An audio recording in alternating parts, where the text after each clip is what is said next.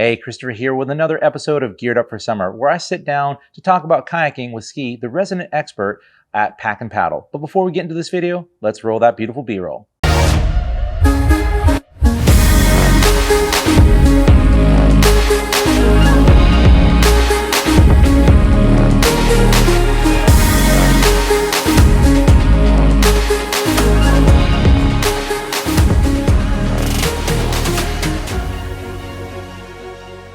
Ski, thank you for sitting down with us today.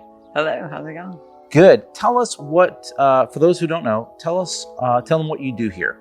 I have been here for 9 years and I'm kayak aficionado. We don't actually call them kayaks here. Everybody calls them boats. Boats, okay. Yeah, but they're kayaks. They're clearly kayaks. So anything from your rec kayak, your fishing kayak, your fish finder, your electric or outboard motor. We do a lot of it. So let's just say someone's coming in and they have never kayaked before. First time experience. They're looking to get started. Where do they go? What do they do? What do you recommend? It depends on what your goals are. If you want to just have a picnic with your friends on the water, or if you want to exercise, make miles. Do you want to fish? Do you just want to chill? Do you want to do photography? Some people do plein air painting. So, I mean, you name it. But there's these kayaks have so many different designs that there's an ideal format for those things, and some of them have some crossover. But you just have to tell us what your hopes are, what your style is, or what you think it's going to be, because it's probably going to change, you know. But then we just go from there, kind of break it down and show you the pros and cons of different kayaks and which one is probably most suitable. So for the activity and the person. Yeah. There are sit-in, I'm sure, and then on top. Are there any other types between the traditional sit-in and on top? Are there any other? Yeah, there's something that people call hybrids, which look like little canoes. Basically, they paddle like a kayak, but they look like a canoe. They have like a user-friendly open space inside of them. But those are good for many things. Now, when I look at your in-store experience, there are kayaks everywhere. So I'm assuming that not all kayaks are equal. You want to be comfortable, and you can go purchase like a subpar kayak. To look like a kayak is not a hard thing to achieve, but to function like a kayak from a manufacturing perspective is harder to achieve. So you can buy something that is going to give you a bad experience. If you buy something that gives you a positive experience out the gate, you start to really see those returns financially. What are some of the things that you might add on to a kayak that maybe the average viewer might not realize you can do with a kayak? You're going to want something like a comfortable seat. You're going to want something for like equipment management if you have that, especially if you're doing photography or fishing. Yeah. Anything, fish finders, paddle. If you're in a pedal craft with your feet, you could potentially have some preferences. And also, if you're just a regular rec paddler or even a kayak fisherman, the paddle is very important depending on what kind of water venue you're in. What I'm hearing is that obviously there is the different brands. They're going to have different features, pros, cons. There are going to be different types of kayaks and sometimes hybrid. And then there's the person. And that's really the sort of the X factor here, that's partly where you do your magic, because you're figuring out what's their activity, what brand or style pairs well with what they're trying to achieve, but then what do they want? Yeah. And I think that's an important call out, because like you said, something can resemble a kayak, yes, but not necessarily be a great experience.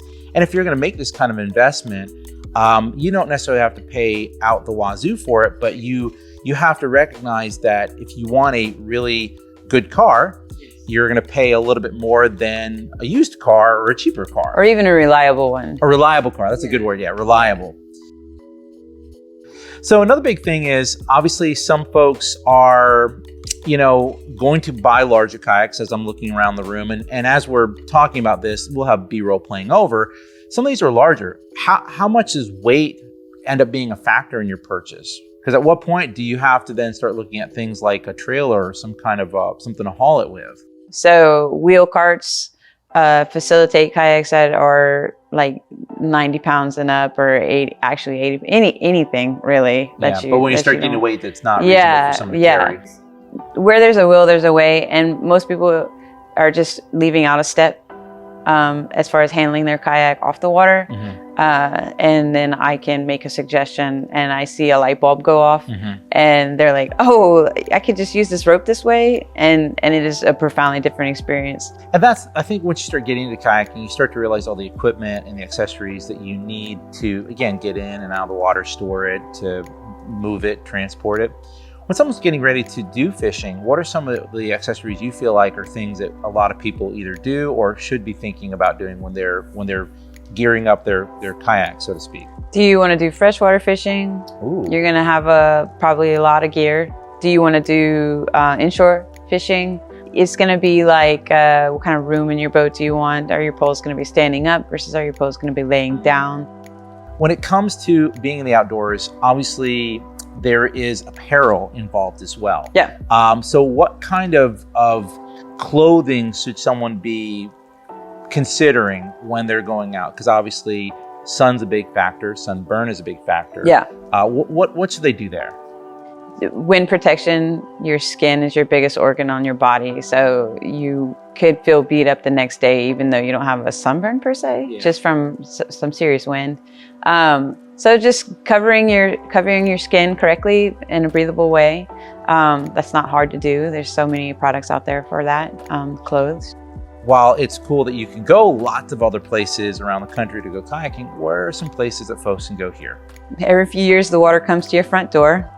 It's not hard. if you live in our parish, then you can probably, that's how I bought my first kayak. I actually, during a storm, and I kayaked up a river, and by river I mean a ditch that was overflowed. I've just literally, adventure could be right outside of your door. So Pack and Paddle's website has a ton of that, and it is very organized. Lots of time and energy, very user-friendly, very spelled out. So thank you so much for sitting down to answer a ton of questions. Obviously, you have a wealth of experience. Man, thank you so much for your time. Yeah, sure thing, no problem. Well, we appreciate it. For those of you who are watching, if you could go ahead and click that like button, smash the subscribe button, hit the notification bell, stay up to date with everything we're producing. Great wisdom here. Don't forget to look at our links in the description below to see all the things and physically visit the staff here at Pack and Paddle, because they are amazingly insightful about all the things you need to know to get on the water and have your next adventure. As always, we hope you're doing well. We hope you're staying safe, and we'll see you in the next one.